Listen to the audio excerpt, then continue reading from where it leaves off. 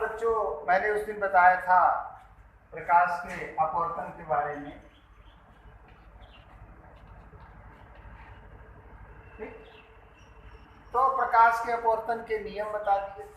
ठीक है, प्रकाश का अपवर्तन क्या होता है, प्रकाश के अपवर्तन के नियम बता दिए। अब अपवर्तन माने मुड़ना, किरण मुड़ती है तो किस तरीके से मुड़ती है, हमने ये बताया था कि उसका कोई ऐसा कुछ नहीं है कि जहां मनाएगी वहां मुड़ जाएगी, वहां चली जाएगी। उसका नियम क्या है,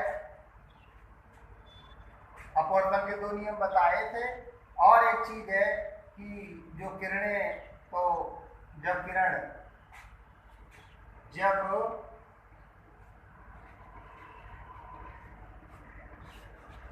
प्रकाश की किरण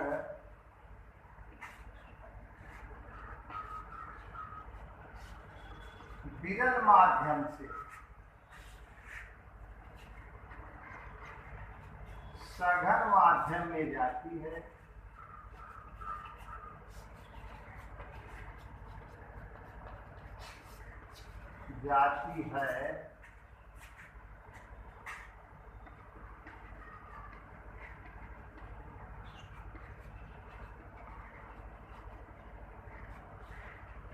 तो अभिलंब की ओर झुक जाती है। ये मुड़ने का नियम है कि अगर पहले विरल माध्यम और बाद में सघन माध्यम है तो विरल माध्यम से सघन माध्यम में आएगी तो अभिलंब की ओर झुक जाएगी। और अगर जस्ट उल्टा है,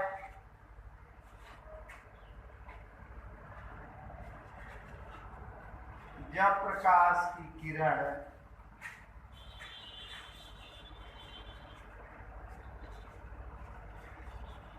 सघन माध्यम से विरल माध्यम में जाती है तो अभिलंब से दूर हट जाती है, तो अभिलंब से दूर हट जाती। ये इसका नियम है मुड़ने का। ऐसा नहीं कि जहां मन आएगी जिधर को मुड़ जाएगी, उसका फिक्स नियम है, उसी नियम के अनुसार वो मुड़ती है, किधर जाएगी कहाँ होगा ये सब। ठीक है, तो ये बता दिया गया कि जब विरल माध्यम से सघन माध्यम में जाएगी तो अभिलंब की ओर झुक जाएगी, और जब सघन माध्यम से विरल माध्यम में जाएगी तो अभिलंब से दूर हट जाएगी। और यही कारण है कि हमने बताया कि पानी में कहीं सिक्का पड़ा होता है, अगर साफ पानी होता है तो हमें वो सिक्का ऊंचाई पर ऊपर दिखाई देता है।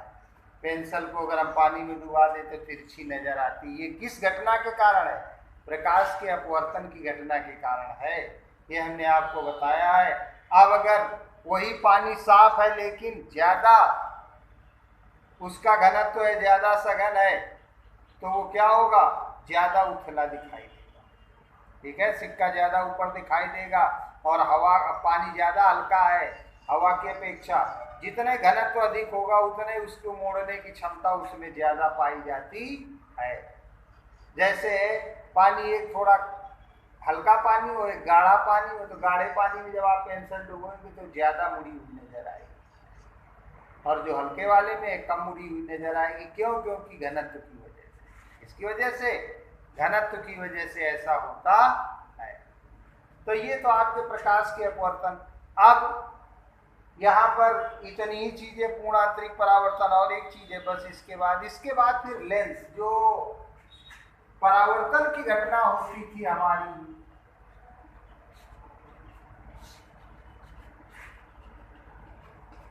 घटना दर्पण में होती है, इसमें दर्पण में, और जो अपवर्तन की घटना होती है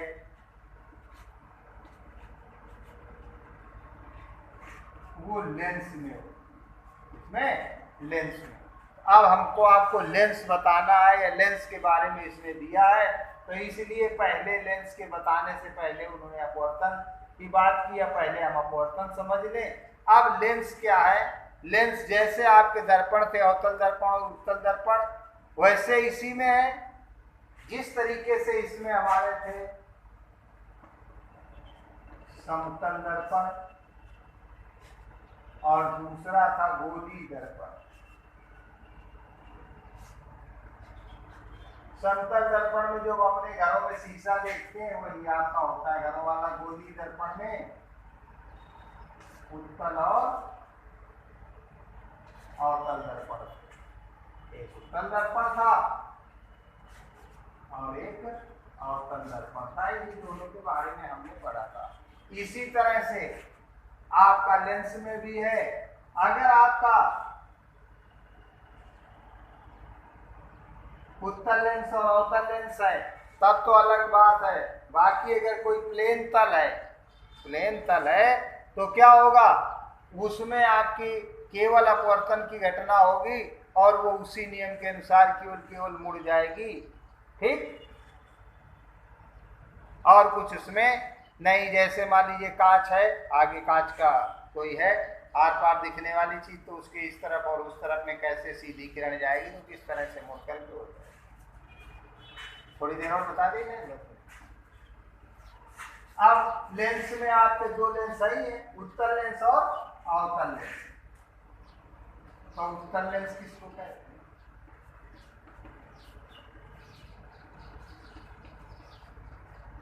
जो लेंस किनारे पर पतले,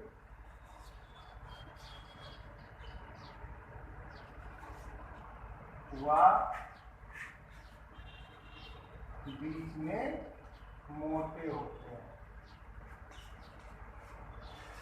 उन्हें उत्तल लेंस कहते हैं।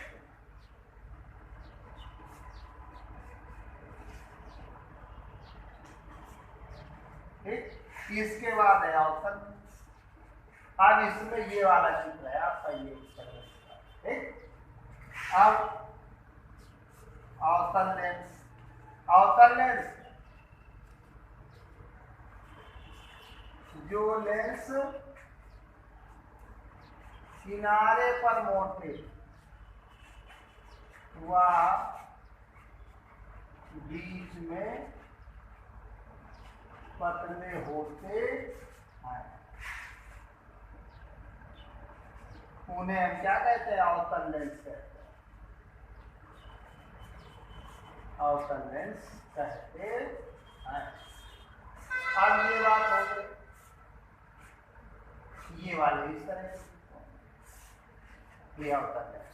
अब एक बात ये ध्यान देने की है कि जो हमारे आपके कोर्स में है तो उसमें उत्तल के भी कई भाग और अवतल के भी कई भाग हैं, लेकिन कक्षा 10 तक के कोर्स में नहीं है। अब उनका क्या मतलब है? अब जैसे हम इसको इस तरीके से बना दें, अभी भी तो ये किनारे पतला और बीच में मोटा है, लेकिन इसका एक हिस्सा समतल है और एक उत्तल है। तो समतल उत्तल है इस तरीके से, अवतल उत्तल, उत्तल उत्तल, ये इस तरीके से इसके 3 भाग इसके और 3 इसके होते हैं, लेकिन उनसे हमारा आपका कोई लेना देना अभी नहीं है। आगे उसकी जब आवश्यकता होगी बताया जाएगा। तो इसमें आपके केवल हाई स्कूल वाले में इतना ही है आपका कि इसमें से जो इसके दोनों ये और ये चीज, यानी ये ऐसा जो गोला होगा और ये जो ऐसा गोला होगा, ये दोनों की त्रिज्या बराबर होनी चाहिए। प्राय इनके दोनों के तल बराबर होंगे, उन्हीं का अध्ययन इस कक्षा में अभी करेंगे। यानी इनके तलों में कोई अंतर नहीं पाया जाएगा। अगर तलों में अंतर वाला है तो आपको आगे बताया जाएगा कि उसका क्या नियम। तो ये बात ध्यान रखना, ऐसा नहीं कि इसका एक ये गोला बड़ा वाला, एक हिस्सा बड़े वाले गोले के हिसाब से काट दिया जाए, छोटे के हिसाब से एक तरफ छोटा एक बड़ा, इस तरह से नहीं इसमें पाया जाएगा। या नहीं होता है। हमको केवल इसी को उत्तर, ये किसी गोले का कटा हुआ भाग है तो ऐसे ये आपका दोनों बराबर होने चाहिए। मुख्य बात यही है। अगर ये बराबर नहीं है तो फिर आपके जो ये नियम बताए जाएंगे ये इनका पालन नहीं। अब जिस तरह से दर्पण में कुछ चीजें थी, उसी तरह लेंस में भी कुछ चीजें थी। तो सबसे पहले मुख्य अक्ष हो गया। ये चीजें जब तक हम नहीं जान पाएंगे तो हमने कह दिया कि मुख्य अक्ष के समांतर जा रही है, फोकस से होकर जा रही है, वक्रता केंद्र से होकर जा रही है। तो अब आपको यही नहीं पता वक्रता केंद्र कहाँ है यहाँ पर, और कहाँ से हम उसको वहीं से इसको गुजारना, उन्होंने कह दिया है। तो मुख्य अक्ष किसको कहते हैं? तो दोनों वक्रता केंद्रों को मिलाने वाली जो रेखा है उसे मुख्य अक्ष कहते हैं। यानी ये भी आपका वक्रता माने इस गोले का भी कोई केंद्र होगा और इस गोले का भी कोई केंद्र होगा। ये इस तरफ से अगर ऐसे बना दिया जाए तो इसका भी केंद्र इसका केंद्र, दोनों को मिलाने वाली रेखा जो होगी वो आपका क्या होगा? मुख्य अक्ष हो। क्या होगी? मुख्य अक्ष। इसके बाद उसमें सारी दूरियां ध्रुव से नापी जाती थी, इसमें सारी दूरियां जो है वो प्रकाशिक केंद्र से नापी जाती है। प्रकाशिक केंद्र, ये प्रकाशिक केंद्र क्या है? उसमें जो काम या जो रोल ध्रुव का था वही इसमें, दर्पण में जो काम ध्रुव का था वही इसमें, लेंस में प्रकाशिक केंद्र का काम है। लेकिन प्रकाशिक केंद्र हम पहले जाने तो क्या है। तो देखिए प्रकाशिक केंद्र लेंस के बीच का एक ऐसा बिंदु जहां से जाने वाली प्रकाश की किरणें अपवर्तन के नियम का पालन नहीं करती हैं, उसे हम प्रकाशिक केंद्र कहते हैं। यानी हमने अभी बताया, लेकिन ये नियम आपका पतले लेंसों में केवल होता है कि है क्या कि अगर लेंस पतला है तो इसमें एक इस बिंदु कहीं पर ऐसा हो कि जहां से जाने वाली प्रकाश की किरण सीधे निकल जाएगी, न मुड़ेगी नहीं। जबकि नियम ये है कि प्रकाश की किरण एक माध्यम से दूसरे माध्यम में जाती है तो मुड़ जाती है। लेकिन प्रकाशिक केंद्र ऐसा बिंदु है या एक बिंदु इसके बीच में ऐसा पड़ता है जहां से जाने वाली प्रकाश की किरणें अपवर्तन के नियम का पालन नहीं करती है, उसी को प्रकाशिक केंद्र कहते हैं। तो ये पतले लेंसों में हो गया।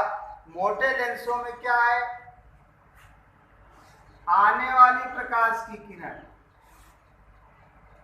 आपतित किरण और निर्गत किरण अगर एक दूसरे के समांतर हैं, कैसे हैं? एक दूसरे के समांतर है, ये और ये दोनों समांतर है, तो अपवर्तित किरण जहां मुख्य अक्ष को काटती है उसी को प्रकाशिक केंद्र कहते हैं। यानी ये मुड़ने वाली जहां मुख्य अक्ष को काट देती है। सपोज करिए ये आने वाली ऐसी होती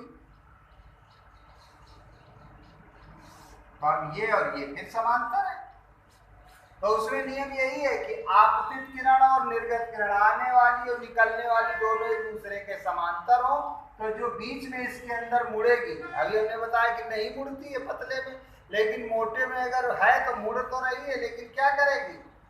वो मुड़ने वाली जहां आपके मुख्य अक्ष को काटती है उसे प्रकाशिक केंद्र कहते हैं। ये आपका मोटे वाले लेंसों में ऐसा होता है। और पतले में ऐसे बिंदु से जाने वाली प्रकाश की किरण जो अपवर्तन के नियम का पालन या नहीं मुड़ती, उसको हम प्रकाशिक केंद्र कहते हैं। अब इसके बाद मुख्य फोकस या फोकस, मुख्य अक्ष के समांतर जाने वाली प्रकाश की किरण अपवर्तन के बाद मुख्य अक्ष को जिस बिंदु पर काटती है उसे हम क्या कहते हैं? फोकस कहते हैं। जैसे मान लीजिए यहाँ से आने वाली प्रकाश की किरण ऐसे आएगी और ये कहीं ना कहीं एक जगह, अब चूंकि ये दोनों हिस्से कई जैसे होते हैं या बराबर वक्रता के होते हैं, इसलिए जिस तरह वैसे प्रकाश की किरणें इधर से आते हैं तो ये जो फोकस इतनी इस तरह की जितनी दूर है उतनी दूर इस तरह पर फोकस उसको कहते हैं। अब यहाँ से ध्रुव तक की दूरी को फोकस दूरी कहते हैं, फोकस से ध्रुव तक की दूरी को फोकस दूरी कहते हैं। वक्रता केंद्र वही चीज, वक्रता केंद्र गोली लेंस जिस गोले का कटा हुआ भाग है उसके केंद्र को वक्रता केंद्र कहते हैं।